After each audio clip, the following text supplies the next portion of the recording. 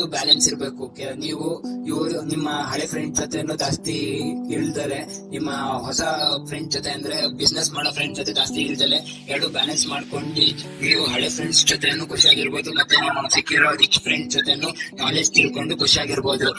ಮತ್ತೆ ನೀವು ಫ್ರೆಂಡ್ಸ್ ಮಾಡ್ಕೊಂಡ್ರೆ, ರಿಚ್ ಫ್ರೆಂಡ್ಸ್ ಮಾಡ್ಕೊಂಡ್ರೆ ಅವ್ರ ಹತ್ರ ಇರೋ ಸುಮಾರು ನಾಲೆಜ್ ನ ನೀವು ಆದಷ್ಟು ಗ್ರಾಪ್ ಮಾಡ್ಕೊಳ್ಳೋದಕ್ಕೆ ಯೋಚನೆ ಮಾಡ್ಬೇಕು. ಮತ್ತೆ ಅದರಿಂದ ತುಂಬಾ ಐಡಿಯಾಗಳನ್ನ ಹುಟ್ಟಾಕಿ ಹೊಸ ಯೂನಿಕಾರ್ನ್ ನ ಟ್ರೈ ಮಾಡ್ಬೇಕು.